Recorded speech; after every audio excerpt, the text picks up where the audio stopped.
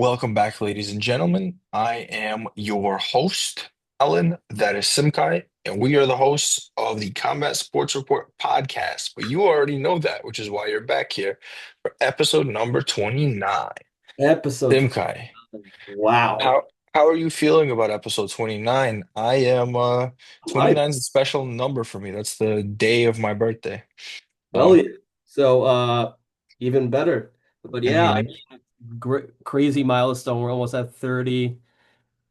We wouldn't be here without, well, us obviously, but thanks to all who tune in. And Yeah.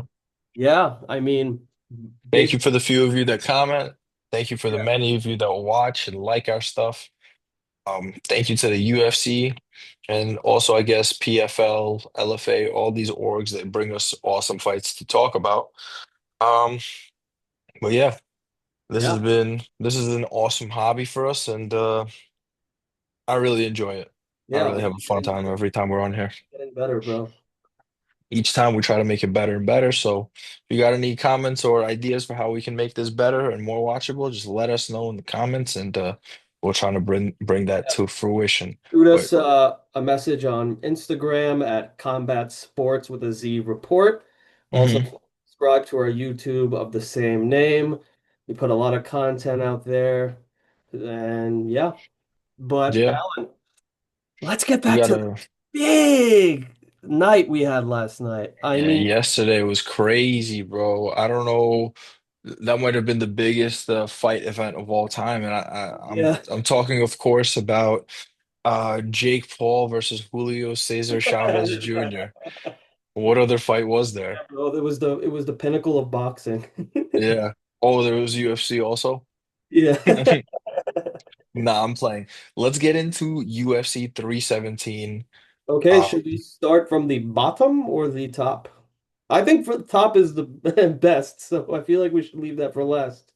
okay, we can do bottom to top. First fight of the night was Alvin Hines Wow. versus Jonathan Deniz. That was a great way I to know, kick off right? the card. I told you, bro, Alvin Hines is no joke. I mean, he lost, but he He's a definitely got dog.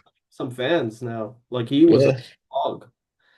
I mean, I CTE does not bother that man. He is ready and willing and able to stand in the pocket and trade with what looks like anybody. It yeah, definitely was Jonathan Deniz. and He that was chin, not bro. scared. That chin, he got buckled a couple of times, and Yeah. bro, like, That's a hole in his game if we're being completely honest. It was an entertaining fight, but if he wants to reach the top of that division, he's gonna have to work on that. He's gonna have to tighten that up. He can't get pieced up like that with his hands out like this, getting clipped up and become champion. You gotta stay a little bit tighter or more elusive. no, I agree. Sorry, my bad. Long day. One or the other has to happen. Either your hands come closer or your feet stand further away. One of the two has to happen, preferably both. But let's see if he makes the requisite changes. Jonathan Deniz looked really nice. He looked really Yeah, sharp in there.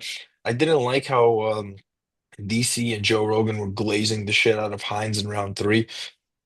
Or round two, round three, they were saying, "Oh my God, Jonathan Deniz is tired. He's tired." He looked fine. Yeah, he yeah, looked a little bit tired, but he was on the distance. He was safe. He was minding his P's and Q's, staying out of striking range for the most part. He left the cage without a mark on him. And yeah. Alvin Hines left the octagon with a broken face. And if you listen to the commentary, you would have thought that Alvin Hines won dominantly. So I'm not saying that they're bad commentators, but that fight was just like weird to listen to. It definitely was a little bit weird with the commentary. It kind of threw some people off. I mean, it was still a really good fight. Like, Yeah. honestly, if I didn't see any other fights, I probably would have called that fight of the night. But, uh, Luckily for us, we saw a bunch of fights oh, on this yeah, card. so a lot better. But, yeah, I mean, that fight started the night off pretty fucking good. I mean, I Yeah. was very entertained with it. Uh, was a great Next fight, battle. Yeah. yeah. Next fight was also pretty good, no? Yeah, dude, Nico, the hybrid price. I mean, he's always an exciting fighter, always like or weird and unorthodox, like always trying to like throw crazy Hmm. people from like weird directions. And I'm gonna be honest, he did quite well in the beginning of surviving Jacoby Smith. I mean, Jacoby Smith was the biggest favorite in UFC history, minus 2,500. I'm That pretty sure means, more than that. ladies and gentlemen, that means by the time the fight started, he was minus 2,500. That means to win $100, you have to bet $2,500 on him because there's such a high probability that he wins, which is in freaking insane. That's insane, those odds. Nobody in MMA should be minus 2,500. Yeah, he won, but I don't know, dog. Anytime I see odds like that, you gotta take the underdog at least a little bit. Ugh, just to hedge your bets. Yeah, but I mean, Nico definitely didn't get like, oh, he did get dominated and finished at the end, but he was holding his own. I mean, I also thought it was quite an exciting battle. Uh, Hmm. well, as long as it lasted, but yeah, I mean, great welterweight fight. Jacoby Smith moved to 11 and 0, I believe. Hmm. You Uh, think Nico Price retires after that one? uh, 'Cause the wheels are starting to fall off for him, I think. yeah, the wheels are starting to fall off, but I mean, it seemed like he had a little bit left in the tank. He wasn't getting like run down. I don't know. I've maybe one more fight and then he's done, in my honest opinion. Maybe. I hope he doesn't stay too long in the sport, and I hope he's doing all right Yeah. monetarily. No, I don't want him to get like absolutely destroyed by participating in more fights. I think he should have one more and then if it ends on a good note, call it quits there. So, Absolutely. yeah, so that was our second fight of the night, Nico Price and Jacoby Smith. And oh, Alan, it actually jumped up. It was actually minus 3,000, not minus 2,500.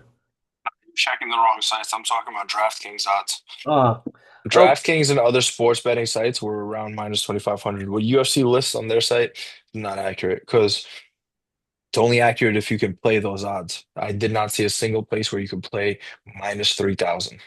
gotcha. But yeah, so that was our second fight of the night. And then Alan, we actually our choice was wrong on this one. Terrence McKinney gets the first round submission victory over Vyacheslav Borshev. I was disgusted. Yeah, I thought Borshev was gonna pull off a decision victory. Like Bush the just stays getting guillotined. Like that's the one submission everybody's hitting on him. yeah, McKinney hit it. Who else hit it? He got guillotined recently by somebody. yeah, let me check. Uh yeah, he got uh Chase Hooper. Chase Hooper, yeah, oh yeah, that's right. In the fight that he only landed two strikes in, he stays getting guillotined. Yeah, he's got to work. Guillotine defense is not that difficult, but you do gotta work it, Yeah, I mean he's right now he's 8-6-1. I think he has one more. I think it'll be one more fight, and if he doesn't win, they might cut him. which is crazy. How do you cut the guy who had the fight of the year contender like last year or the year before? I mean, I I don't don't. know. I guess it's just the w name of the game. But Terrence McKinney, though, uh, with a comeback, I mean, this guy has been pulling off crazy finishes in the division. Uh, he lost to Esteban Ribics by first round KO, but in the last five fights, four of those were victories, and four were first round finishes. He got a sub, obviously, in the first round against Borshev. He knocked out Hajivok in the first round. He knocked out Brandon Morode in the first round. He knocked out Mike Breeden in the first round. I mean, and then we all can't forget that record-setting knockout of Matt Frevola, That was like his debut. the fastest knockout in the lightweight division history. He also had a barn burner fight against Nas before Nas finished him. He was very close to finishing Nas. Yeah, no, he's been in some. You can always expect a good finish by McKinney, either him getting the finish or him getting literally finished. But Yeah, yeah, I think he's on a two-fight win streak right now. I would say even Poirier next. Poirier is done after this one. So That's our next pay-per-view headliner. We'll talk a little bit more about that at the end, Hmm. but yeah. Yeah, so Terrence McKinney is back on the rise, got a win Yep, versus a tough opponent. I think Borshev is a very tough opponent. And absolutely. in our next fight, we had Tracy Cortez getting the unanimous decision victory over Vivian Araujo. And this is exactly what we said on the pod. This is exactly what I said, at least. I don't Yeah. know if you remember. I was like, yo, yeah, you seem surprised that I picked Cortez over Araujo, though, No, at no, no, no, no, first. no. I was surprised. Well, no, no, no. I knew Cortez was going to win. I was surprised that you chose as the lock. I knew Cortez was going to win. That's right. That's right. Yeah, I saw Cortez winning as being fairly obvious. Araujo starts off strong, but she tends to fade pretty dramatically. And I think that's exactly what we saw in this fight. Tracy Cortez builds round after round. Her cardio is good, her grappling is solid. And that's exactly what we saw out of Tracy Cortez in this fight. See, the first round, I think she lost. Second and third, I think she won. I think most of the judges saw it that way too. If I'm not mistaken, it was a unanimous decision, 29-28. So Yeah. Tracy Cortez by decision is Yeah. most of the time it's a lock. Well, now I won't. Now I will definitely not be against that. But I mean, I watched that fight in its full. It was a very impressive performance by Cortez. Absolutely. I am excited to see where she goes next in the division. I think it should be a high-profile fight, in my opinion. Maybe a headliner, but I guess we'll see what the UFC brass wants to do there. Cortez Cortez she has a really good record. 12-2. For female MMA, that's very, very good. For I don't know, for men's MMA, that's also really good. I'm trying to find her topology page. It's not really showing up here. But what I will say, Cortez has two losses. One of those is to Rose Namajunas, and one of them is to oh, Cherry Muraski. But she has a win over um shit, Erin Blanchfield. She has a win over Erin Blanchfield. She has a win over Maria Agapova. She has several wins in the UFC. Her only loss in the UFC was Rose Namajunas. So I think she Wow. has a very bright future ahead of her, and I think she should be fighting top contenders only from now on. I agree. I think maybe number seven or number six, if they're not already booked, would be a good one. You know what? Who are they? I'm not sure, but you know what? I was gonna do a matchmaker at the end anyway, but we'll just do it after we talk about each one. So, who would you like to see Tracy Cortez fight next? These women's flyweights. Let's see who's in that division. Okay. You got Tracy Cortez at number 10. She's probably going to move up to like number 8, take Araujo's spot. You can do the rematch versus Rose. Rose doesn't have a fight. She just fought. That's true. You you could do that rematch, but in that fight, it was 5 rounds. She was completely outclassed by Yeah, Rose. and that wasn't that long ago. I believe that was like be like Hmm. her last fight Like before. 2 fights ago. Yeah. Then above Rose, you got Jasmine Jasudavicius and Ooh. Macy Barber. They're both number 5 right now. But Jasmine Jasudavicius is number 6, and Cortez already has a win over her. And Barber, I she, think. I think Barber. I'm gonna be honest. Barber needs to kind of make a comeback after that incident. So yeah, but is she healthy enough to make that walk? Because she wasn't last time. we'll have to see, but I think that's the way to go. Oh shit. I think a one way you can take it is Tracy Cortez versus Jasmine Jasudavicius too. You do that rematch because Jasudavicius lost 3 times in her career, and one of those times was to Tracy Cortez. Oh, that's a good one then. Yeah, headliner. I'd like to see that or co-main. Absolutely, absolutely. I think that's a, I don't know, maybe a featured, maybe a main card open. I don't know, prelims on a really big card or main card of a fight night, I'd say. Who else? You got Macy Barber, Erin Blanchfield. Aaron Blanchfield is likely next or after Natalia Silva for the belt. Yeah. You have Manon Fior and you have Alexa Grasso Oof. in that mix. I think Ooh. you do Fior Grasso Yeah, that's what I next. was gonna say. You do Fior Grasso, and then you either do Macy Barber or Jasmine Jasudavicius versus Tracy Cortez. Yeah, I think that's a good one. Honestly, Yeah. I would do that in Paris in September. That's good enough You amount would of do time. it. You would do it where? In Paris. Sir. Alan's already repping it. But oh, Alan, Uh-huh. speaking Call me a about Paris mentalist. Frenchmen, I do want to say a little bit of a, well, I don't know if it's confirmed news, but it's being highly speculated that the face of French MMA in the UFC, Cyril Gane, will be the next challenger for our new undisputed champion, Tom Aspinall. I really He's like the that. only one. He's the only one who I think can do it. They've been trying to make this fight for years. Cyril Gane is the number one contender. Aspinall already, let's go to the heavyweight rankings, right? Yeah. Aspinall already beat Volkov. He already beat Sergey Pavlovich.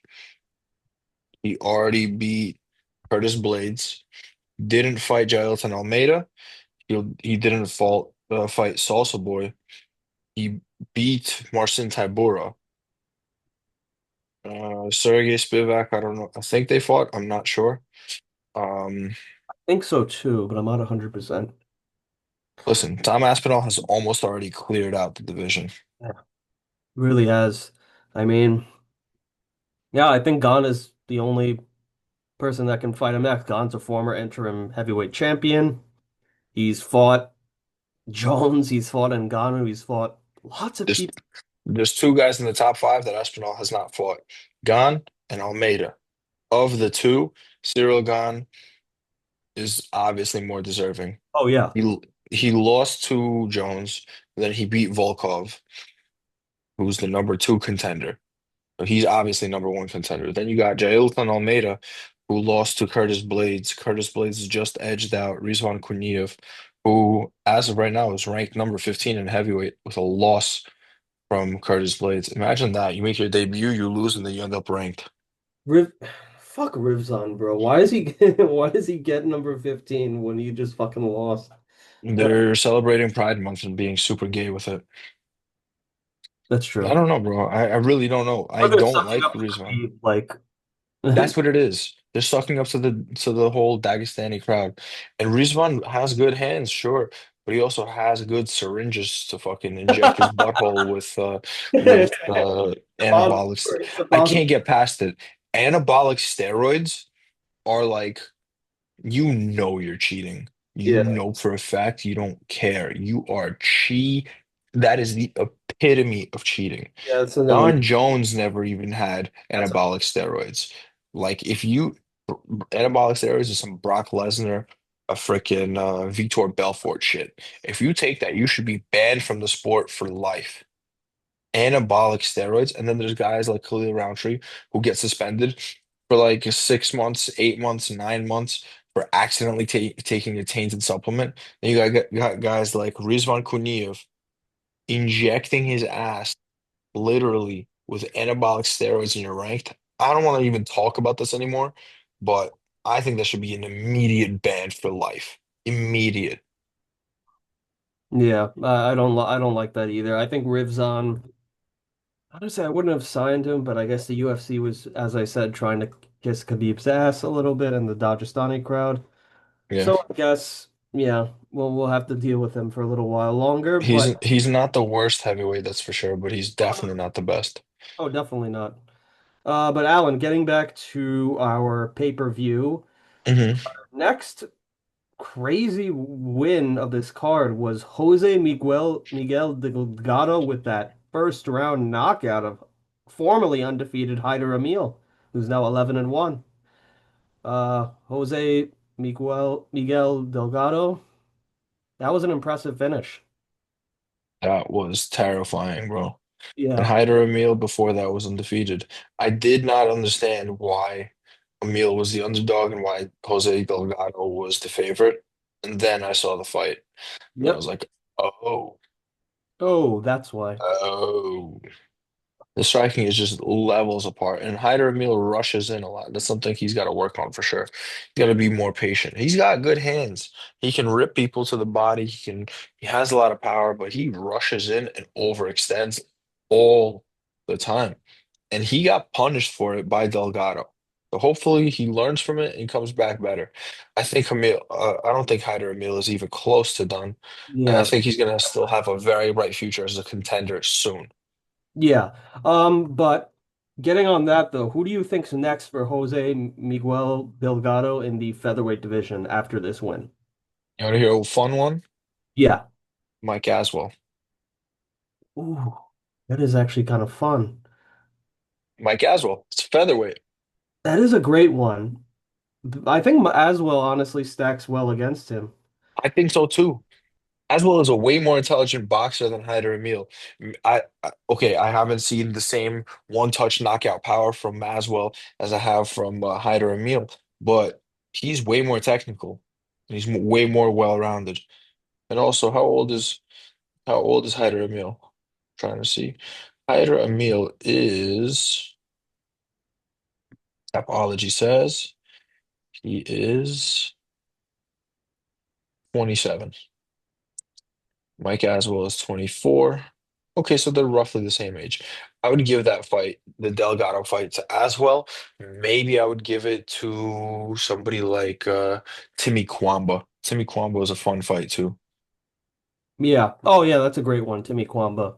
I like Timmy Kwamba. Honestly, Timmy Kwamba versus Aswell would be fun too. Bro, all of these guys at featherweight that are just getting in there are so Stacked. much fun to watch. So much fun. Yeah, featherweight's a pretty stacked division right now. Absolutely. Yeah, like, yeah, yeah. Honestly, I agree with those matchups. I think Thanks. they'd be great for Delgado and Who would great. you want to see him fight? No, that's. I mean, I didn't really Anybody have else? anyone off on the top of my head, but I think Mhm. that was a pretty good one. Maybe. Ooh, wait, actually, Mm. damn it, who's the? Oh, Mariscal, Chepe Mariscal. I don't know if they can even do that because Chepe Mariscal is right about to fight in the ranked. He's about to start fighting ranked opponents because True. he got win after win after win. Yeah, He he's a beat Morgan Charrier. he did. Morgan Sherry is actually fighting on the Lewis card, I think. Yeah, yeah, I believe you're right about that one. Let's see. Um, is he on the main card? Oh yeah, he is. He's fighting Nate Landwehr next to That's a or great July one. 12th. That's a great one. It's a great fight. I really like it. That's an amazing fight. Yeah. Yes, the co-main is. Oh wow. Yeah, we'll talk about this fight card later on, though. Yeah. Let's move on from this fight. The next fight we had is our featured prelim fight of the night, Wow. and wow, did it deliver! Wow. Wow, was I wrong? Wow, did it You're both deliver? wrong, dude. I will shut my mouth when I'm talking about Gregory Rodriguez from now Yeah. on. RoboCop is a beast, and um, I don't know what else to say. honestly, just shows how good Cannonier is for dealing with that Yeah, and dude. gassing him out and then stopping him. Dude, that was uh yeah, that was like one of the craziest fucking knockouts I've seen. Uh Jack Just a Herman. one-shot knockout, and Herb Dean was late on that one. He was too far away from the guys. Bro, Hermanson got clipped and fell asleep standing. He falls down, hits the back of his head on the canvas hard, gets knocked out even more, and then after that, Gregory Rodriguez flies onto him like that uh fuck. Like that knockout. Why can't I remember his name? The guy he knocked out Michael Bisping. He was an iconic knockout. Calvin Guess. No, bro, come on. We know him. Henderson, Dan Henderson? is that his name? the former champion. Bro, what are we talking about? He was not champion in UFC. He was champion in like Strike Force. He fought for the title like twice. Bisping got his revenge by decision. I think it is Henderson. Yeah, but Henderson won a title here, didn't he? No, he didn't. He was not UFC champion. Yeah, Uh, Dan Henderson. I don't know why the fuck I couldn't remember his name. But that was reminiscent of a Dan Henderson style knockout. He clips him and then he's unconscious, hits the floor hard with the back of his head, and then fucking hammer fist from or space. yeah, literally that was fucking insane. Uh, Hmm. honestly, Alan, Jack Hermansson's a dog, and he did beat Joe Pyfer recently. I'd like to see him in a few more fights, but kind of like Nico Price. At some point soon, I'd like to see him hang it up. I mean, probably not now, Or but Manson? yeah, I agree with you. I agree I with you. I think he's nearing his end. I mean, I definitely think he's game for a couple of more fights. Yeah, but after a knockout like that, that was a Yeah. bad knockout. Yeah. There were a lot of really fucking bad knockouts last night. A Oh lot. yeah, dude. But The doctors were working overtime. yeah, and Gregory Rodriguez, RoboCop, won the performance of the night for this fight. Yeah, as he should. He should fight Joe Pyfer next. That's a great one. That RoboCop versus Joe Pyfer? Are you fucking kidding me? Yeah, I was actually about to say, like, what do we think for matchups? Honestly, Joe Piper's a great one. I'm thinking another one for Gregory Rodriguez would be, damn it, I just thought of this before. Uh, well, he's fighting on the next card. I was gonna say Atiba Gautier, but Oh, for Rodriguez, but I think he, Rodriguez is already too high up in the mix. I think he's fighting guys right outside the rankings. yeah, I think Like Atiba Hermanson, wasn't Hermanson ranked? Hermanson was formerly ranked. Yeah, I don't think he's But ranked. not before this fight. No. Okay. But yeah, Gregory Rodriguez. Honestly, Joe Piper fight sounds pretty good. I'd Hmm. like to see that. Someone's definitely getting knocked the fuck out, and I think Joe Piper will be the one who knocks him out. But Rodriguez? yeah, See, here's why that's super interesting to me. Joe Pyfer has really good wrestling. RoboCop is a like legit world champion Brazilian Jiu-Jitsu black belt. Both have crazy one punch knockout power. Joe Pyfer is more sniper-like. Rodriguez is more like marauder, like he just runs in and fucking tries to hit you with whatever. Both guys are super exciting to watch. I don't think there's a shot in hell that that fight can even remotely be boring. yeah. I don't think it could be boring at all either, to be honest. Mm. Yeah. So that was our prelim featured fight. Ended in a fucking fireworks. Uh, Eater of a knockout. yeah. And that's not, and I'm not saying that because 4th of July is coming up. That actually was a fireworks. But But yeah, okay. getting to our opener, me and Alan called this one on the ticket. I don't Peyton, understand why the fuck Philippe Lima was the favorite. Philippe Lima fought yeah, Peyton Talbot, and Peyton Talbot, everybody, he lost to everyone Raoni slept on him Barcelos. after like he lost to Barcelos, who's a tough opponent. Like, Yeah, bro, this is what I don't understand about the MMA community. All these casuals, as soon as one of these guys, the massive hype train, loses, they're like, oh, they're never that good. Oh, he's never going to be champion. It's like you're his biggest dick sucker, you're his biggest fan, and then as soon as he loses, oh, you suck. I hate you. oh, You fucking killed my parlay. You did this. Shut the fuck yeah, up. This shut is up. the people's livelihoods. This is their lives on the line. Peyton Talbot is an excellent martial artist. Excellent by Excellent. far. I think he's So very is Felipe Lima. But I don't think, like from the beginning, I did not think Felipe Lima had the requisite grappling ability to stand there and take Talbot down at will like Barcelos did. And I thought that Peyton Talbot's striking would be too good. And what happened in that fight? Exactly that. So, yeah. I mean, but Alan, casuals. Peyton Talbot, I mean, I thought. I mean, I didn't think the hype was honestly lost after he lost to Barcelos because Barcelos is a tough opponent. Hmm. But Peyton Talbot, I mean, he's got what it What you takes. mean? He's really got what it takes. I mean, I honestly, for his next fight, I actually did have an idea about this. Mm. So Peyton Talbot, he's 10-1 now, and obviously formerly undefeated. I'd like to see him test his mettle against someone good. And Mm. I have a That would couple be ideal. I have a couple of names off the top of my head. Uh What you got? One, because he just also lost to Barcelos, and I think it would be a good test for Peyton Talbot is Cody Garbrandt.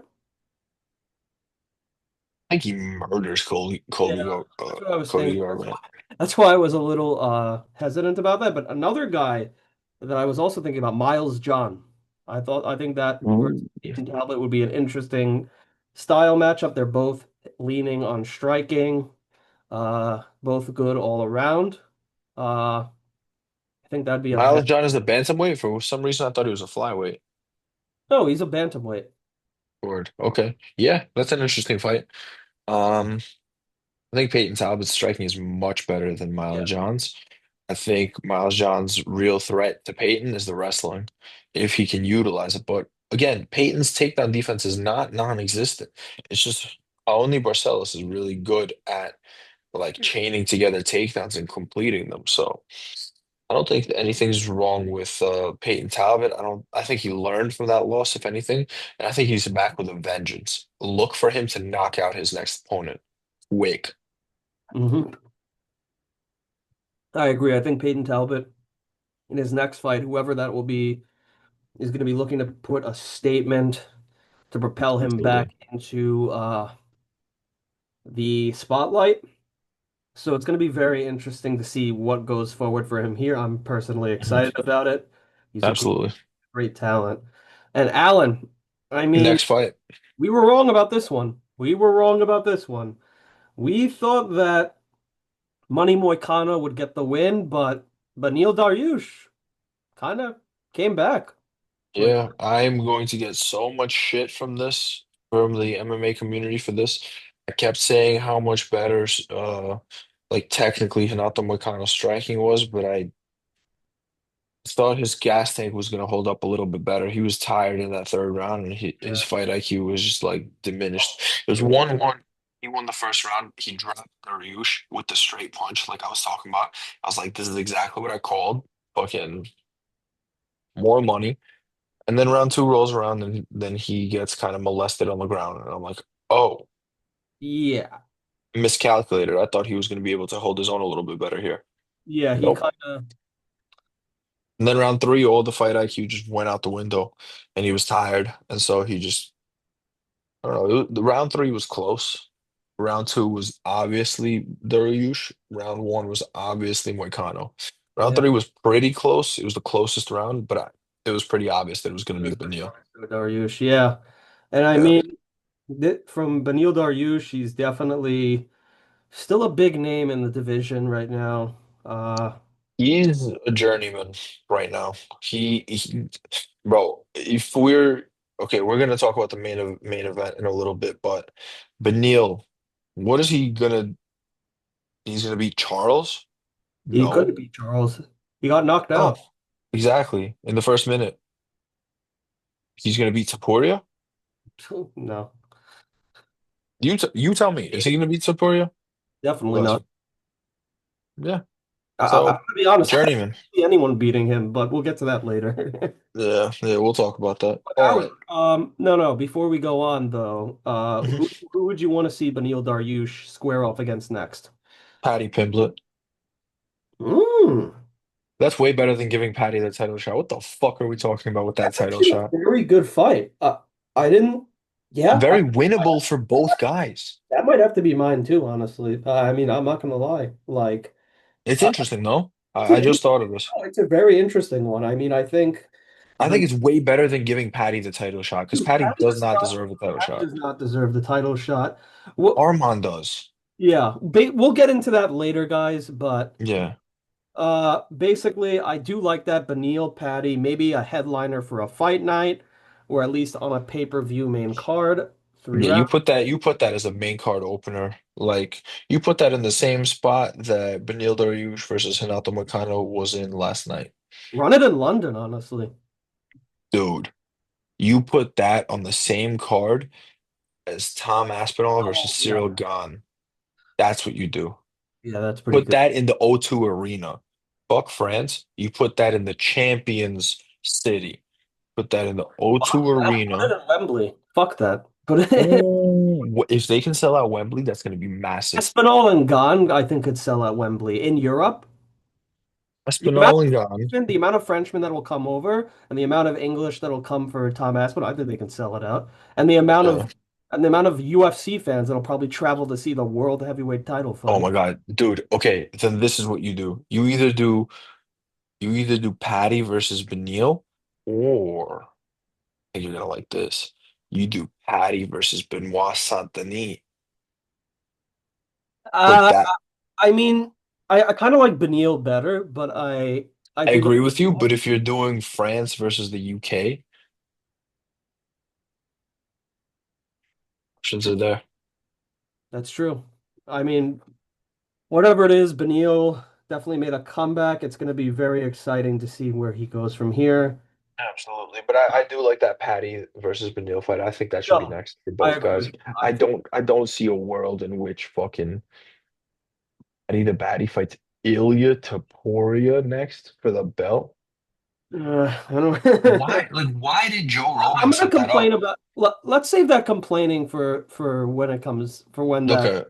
Okay. Let's get to the next fight then, because we got a lot Yeah, of complaining I to want to do. get to the next fight, Alan, because oh boy, That's our that's I don't want our to say I don't want to say that's our boy because we've never talked to yeah, him, that's our but boys. bro, That's our boys' boy. that's our grand boy, bro.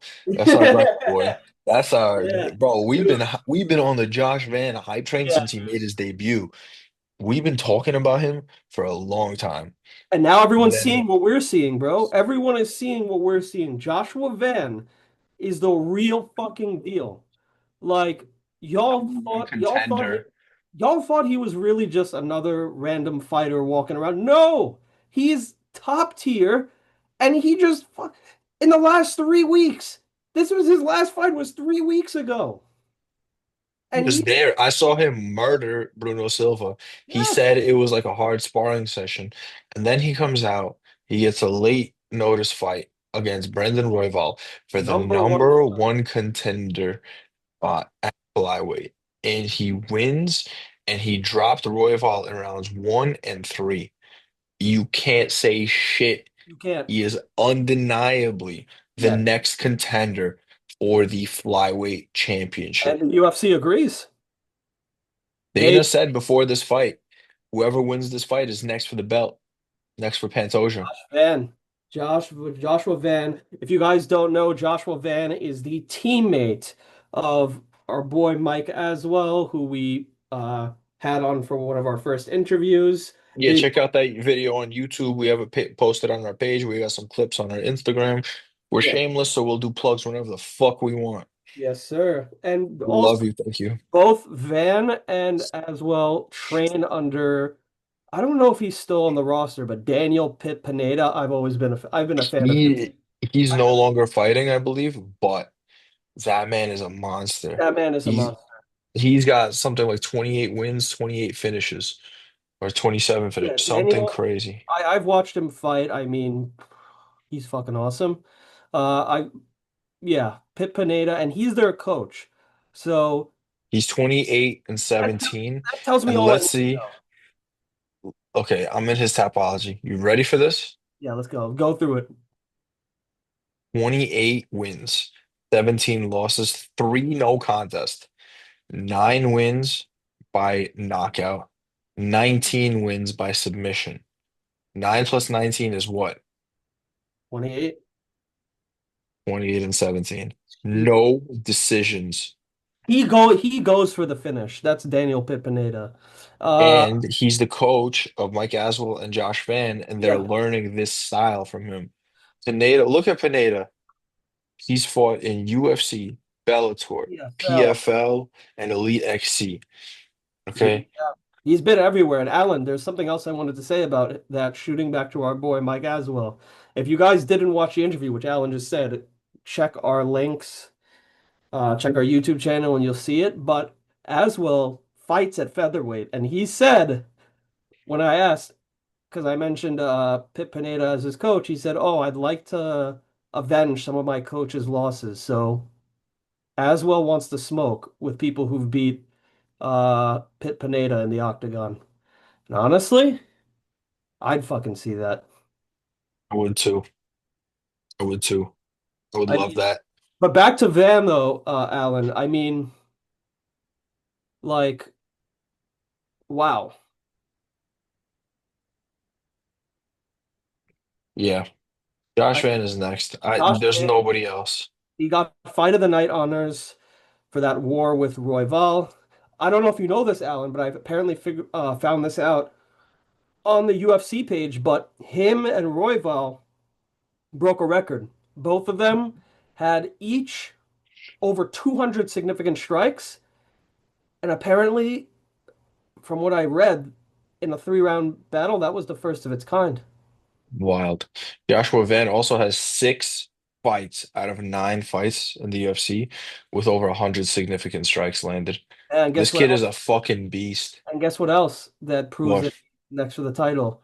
He has the second longest winning streak besides Pantoja. Mhm. Another reason. He His boxing is so good. He could be a pro boxer right now. He is so technical, never out of position. If you look at his feet, he is always in position. He's never extending, never reaching. He's always in position, always balanced. And honestly, maybe I'm a little bit retarded, but nothing turns me on in the fight game more than good footwork. Okay. Good footwork is such an underrated skill. It takes so long to master, and it puts you always in the right positions to land those shots, to find those openings. Joshua Van's footwork is second to none in this weight class. His footwork is better than Pantoja's. Now, will it be enough to beat the champion? I guess let's just go right into the next fight. The next fight on that card was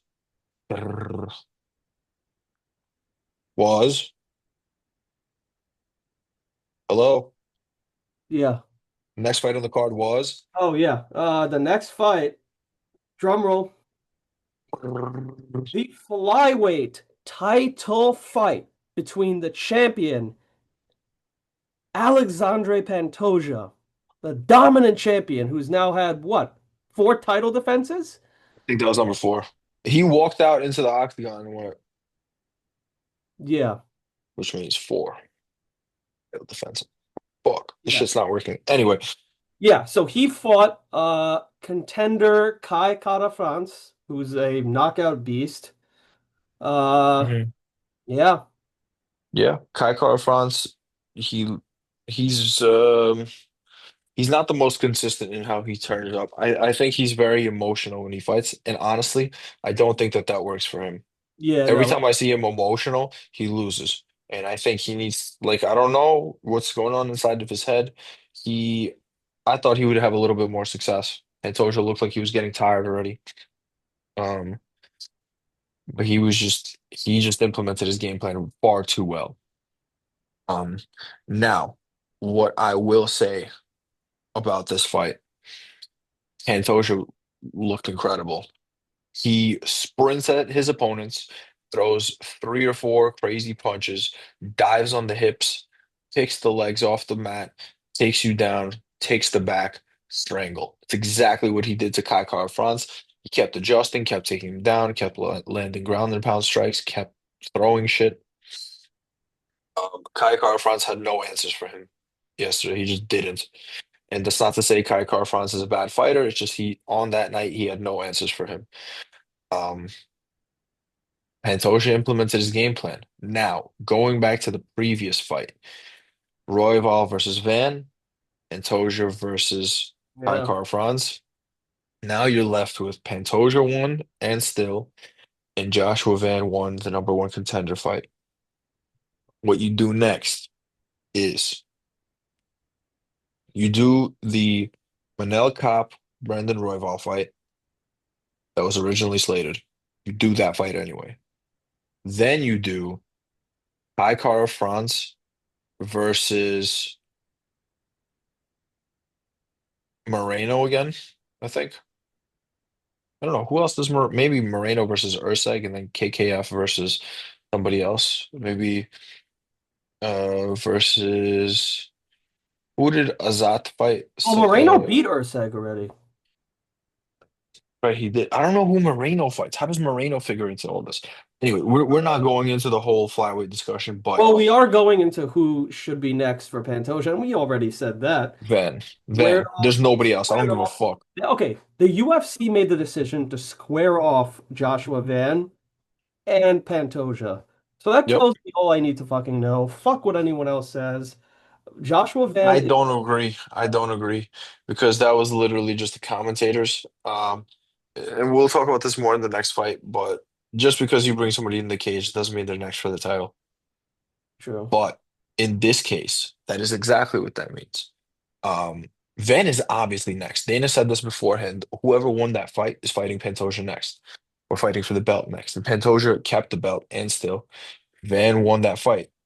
Van, Pantoja, they square off. Now, who wins that fight?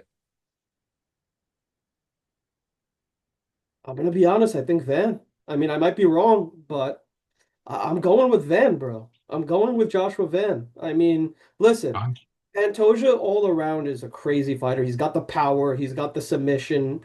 He's the champion for a reason. He's all around good. I think Joshua Van, if he uses some of that boxing, I think he outworks him a little bit. I'm not gonna lie. Honestly, um, I don't know. I don't know. To say right off the bat that I think Van is going to win might be a little bit hasty. I'll say this. Van has good takedown defense. Very good. He's got very good hands. His boxing is much cleaner than Pantoja's. His takedown defense, I think, will be enough to stop Pantoja from taking him down off the first shot. But Pantoja mixes it up and he chains shots together. Also, Pantoja likes to take the back when the opponent is standing. So if he does that to Van, going to be a lot of problems. I'm just saying, if he takes Van's back, it's going to be problematic. It just is. It's always problematic, no matter who you are. Van's boxing, though, is a big threat. Pantoja. I mean, the only thing that I would say would probably threaten Joshua Van would be the ground game and uh, Absolutely. of Pantoja. I mean, we But literally, getting him to the ground is going to be difficult because Van has a good takedown yeah. defense. I mean, the only thing I'll say though is uh, he submitted Kai Kara France, who is a known striker, and who in his last couple of fights has had excellent takedown defense. Obviously not for this one, but yeah, Yeah, I I think Van Pantoja 5 rounds for the belt. Do it anywhere you want. Maybe Brazil again. maybe like China. I mean, uh, Maybe you do China because Van is Burmese. He's the only Burmese fighter, so I don't think they're going to do a Burma event. But maybe you do somewhere in Asia. UFC should go to Thailand or something. well, they went to Macau, remember? Yeah, but that's in China. True. So, Yeah. fucking. I Yeah, mean, thanks for proving my point to me, sir. Macau, yeah. So we'll definitely see that title fight play out. Allen. Speaking of title fights, Oh, main event. bro, I mean, me and you kind of The saw the thrill of victory, the agony of defeat oh in God. one fucking fight is epitomized right here. In 1 round. One round in 2 minutes and 27 seconds. Jesus fucking Christ. Taporia is the greatest mixed martial artist of all time, Yep. except for Fedor and GSP. Yeah. I definitely agree with that. Ilya Taporia, holy fuck. I mean, to He found the power button on Charles that nobody knew existed. Yeah, I mean, people have dropped Charles, but Jesus fucking Christ, he He literally knocked him won out. him out cold. Like on the feet, he when he was falling already from the first punch, he was unconscious. The left hook lands, he follows up with a right hand. Charles's head bounces off his own knee on the way down, hits the canvas on the way down, then Taporio lands two follow-up hammer fists just to make sure Charles Oliveira is not moving. Pain, Pain, big just pain. pain, Well, I mean, just pain, listen, as a just pain. hey, you see, he's depressed, guys. But no, in all seriousness, though, I mean, I, I listen. I love Charles too. Charles is one of the greatest in in the UFC. Most That finished. hurt. It did hurt, but at the same time, Ilia Topuria proved he is on another level. I mean, that knockout, like, Dude, I don't even have like the words. Like Ilia's knocking everyone the fuck out. Ilia knocked out is knocking out legends now. He's knocking out legends of the game. he's You doing the know, legend fucking speed yeah, run. he's the legend killer, bro. He knocked out Alex Volkanovski, Max Holloway, Charles Oliveira. Jai Herbert, who fits right Oh, up he's there not a with all. legend, but yeah. I'm Maybe not. gonna say this. Ilya Taporia is who Conor McGregor wishes he was. Yeah. Mystic Mac, Mystic fucking Matador. Yeah, Mystic Mystic Matador. Bro, but I'm sorry it has to be you, he says at the press conference. He celebrated the victory with his whole team the day before the fight. because he And knew. he said, I'm sorry it has to be you. He celebrated with his team and he was like, I'm gonna knock him out in round one. He knocked him out in round one indeed. With the Max Holloway fight, he said, I'm going to be the first person to knock him unconscious. He did exactly that. Volkanovski, I'm going to knock him out. Did exactly that. You can't question this guy anymore. You really He can. is dangerous. Emporia is dangerous no matter what weight class you're Yeah, in. I what don't I'm give gonna a say fuck though. if you're a heavyweight. I think honestly, Taporia beats some of these heavyweights on the roster. I Yeah, really do. He rips the body shots. He shoots takedowns. He feints the takedown, uppercut to the dome. They're unconscious. yeah. I don't think anybody, no matter what size you are, can take that kind of power. And Charles at first was taking the power shots of Taporia. Then he quickly found out you can't be doing that shit no matter what weight class you are. And one thing I really like, another thing I said this a little bit earlier when talking about Josh Van. Taporia's footwork is the best in the game, bar none. Bar none. If we have a for pound list for footwork, Taporia is right there. He is never off balance. He never overextends. He is never out of position. He never crosses his feet. Ever. And like, find me one clip. One. You can't because he's never out of position. Alan, you know what I'm also gonna say in regards to this? What? Ilia Topuria should be ranked pound for pound number uno. I agree with you. I agree completely. I mean, like, I'm gonna be honest. Islam Makhachev, until he wins another belt, I don't think he deserves that top spot right now. I mean, I'm not gonna Yeah, lie. but people are gonna complain. Oh, he vacated the belt, so Ilya wouldn't even have that chance without him vacating. Yada yada yada. I don't know. He, Ilya would have cleared a fucking path to the belt, yeah, regardless. Like, I mean, you're kind of right, but I don't know. I think Ilia he's next Topuria for is lightweight. Ilia Topuria is pound for pound number one. Absolutely, undoubtedly. John Jones is no longer in the should no longer be in the pound Yeah, for pound ranking, seeing how as he's not active. Um, he retired.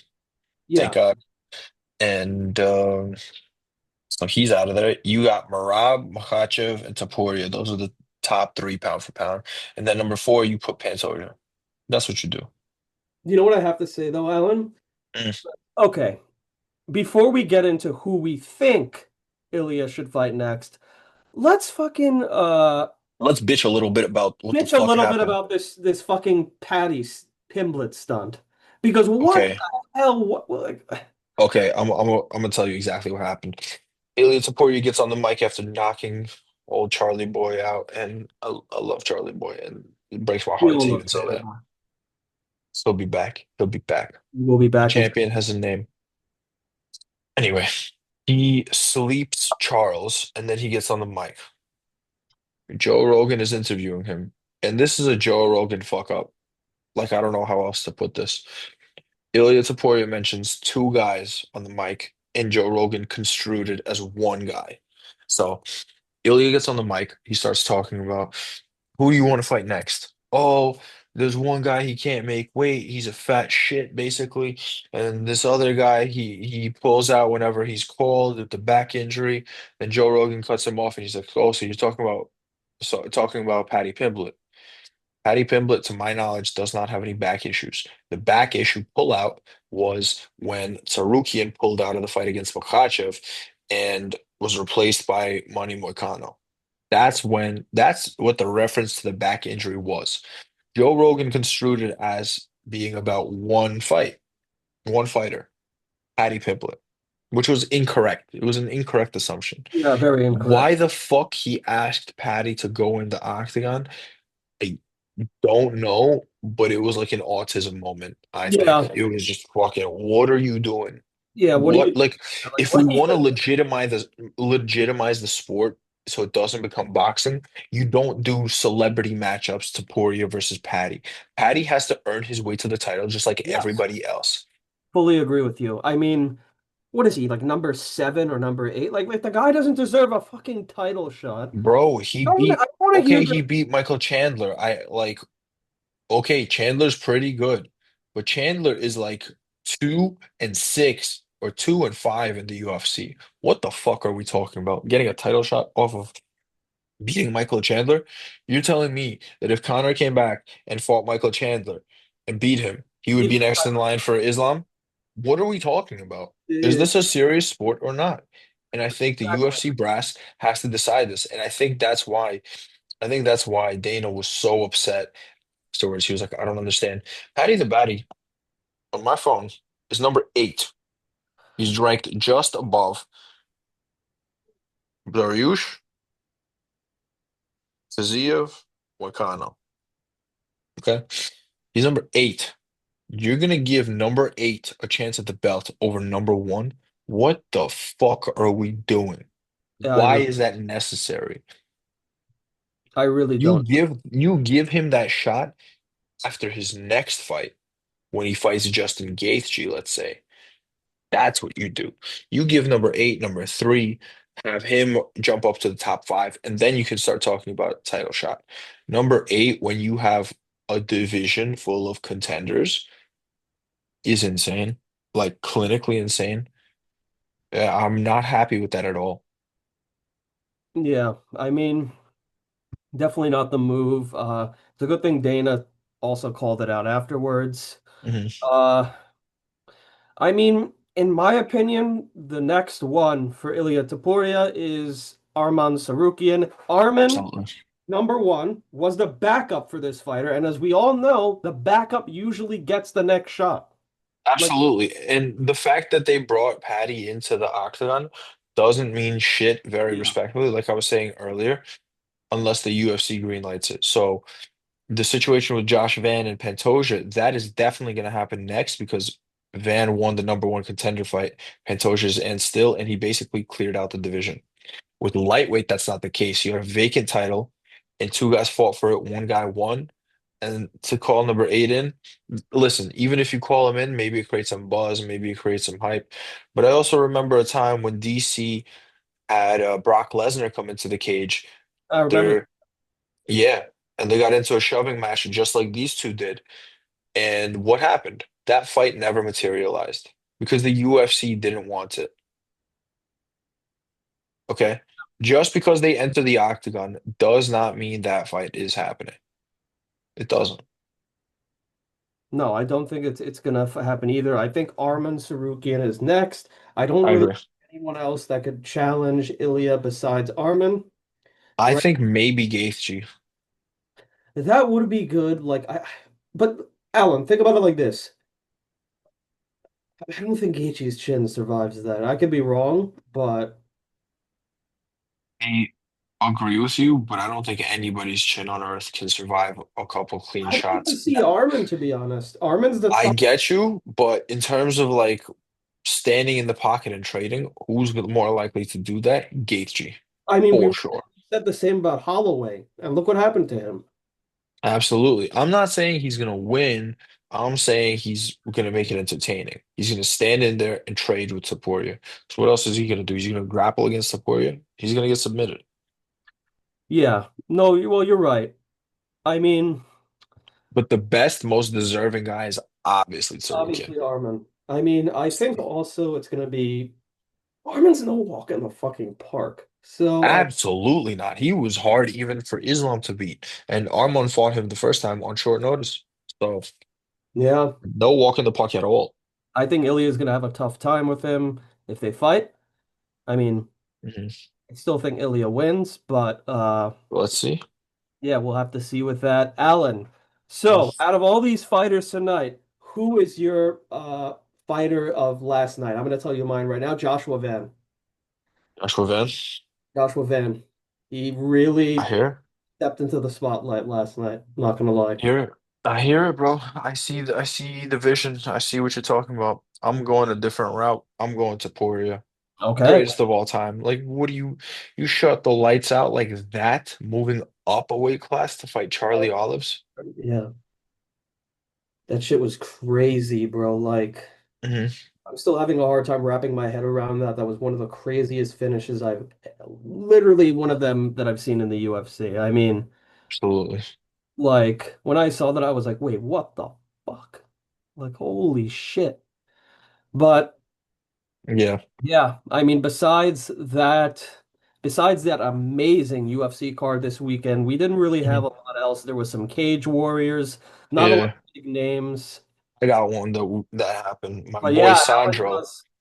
Yes. Yeah, my boy Sandro Kukianidze. Shout out to Sandro. I had the privilege of going to watch one of his fights live in Queens.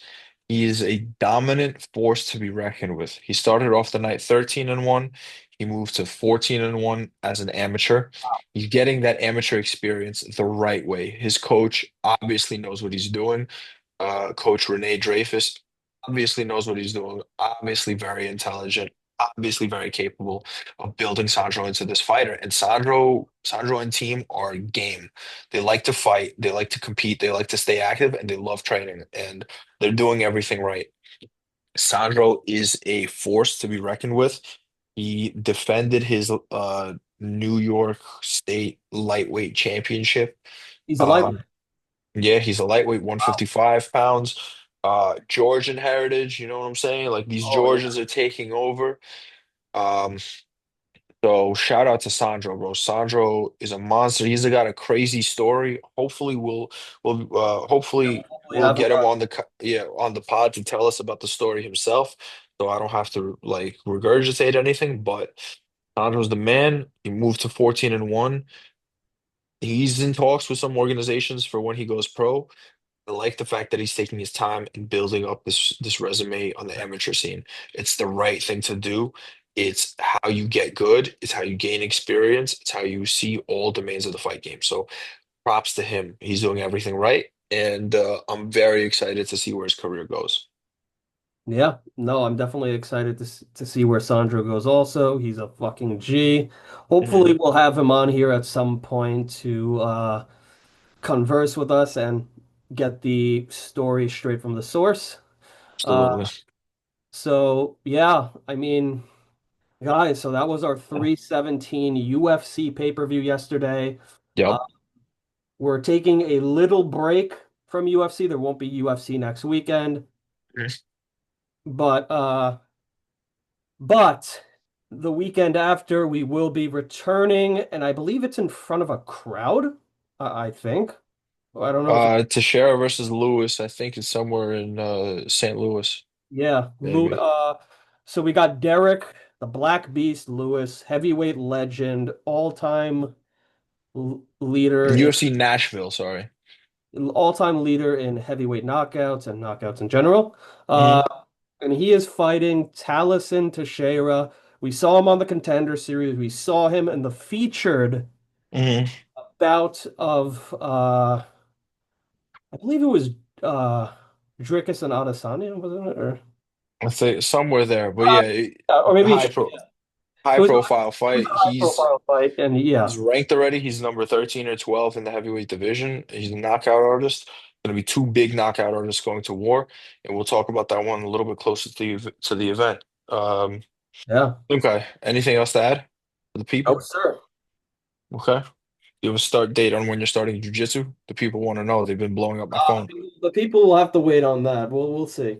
No, don't keep them waiting. The people want you to train and be big and scary and awesome. Let's go.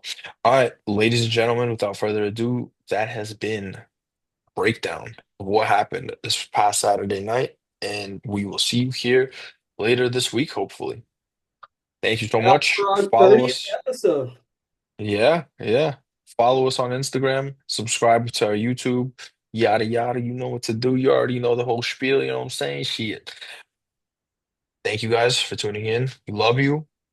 We appreciate you a lot. And we'll see you here next time. Peace. Release.